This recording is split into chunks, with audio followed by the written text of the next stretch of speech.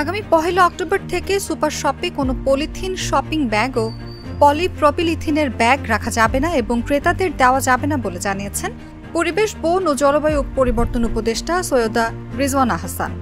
বিকল্প হিসেবে সব সুপার শপে বা এর সম্মুখে পাট ও কাপড়ের ব্যাগ ক্রেতাদের ক্রয়ের জন্য রাখা হবে। তিনি জানান, এখানে তরুণ ও শিক্ষার্থীদের সম্পৃক্ত করা হবে। 15 সেপ্টেম্বর থেকে প্রিন্ট ও ইলেকট্রনিক মিডিয়ায় 1 অক্টোবরের শপিং ব্যাগ ব্যানের বিষয়টি ব্যাপকভাবে প্রচার করা হবে।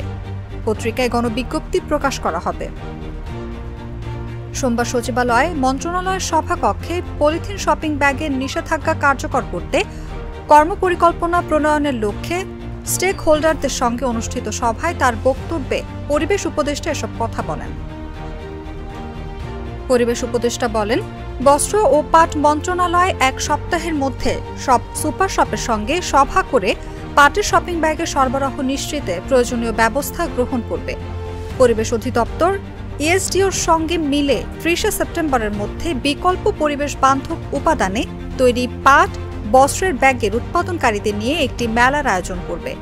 মেলায় সুপার শপের কর্তৃপক্ষ এবং উৎপাদনকারীরা নিজেদের চাহিদা এবং সরবরাহের বিষয়ে আলোচনা করতে পারবে।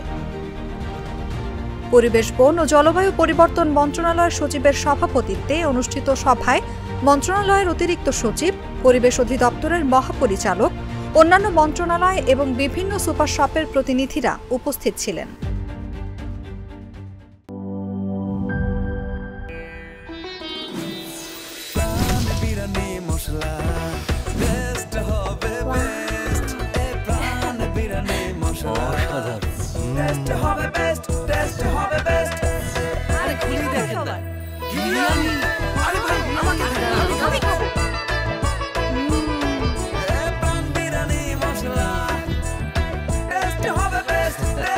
প্রাণ বিরিয়ানি মশলা, টেস্ট হবে বেস্ট। প্রাণ, জীবনের স্বাদ।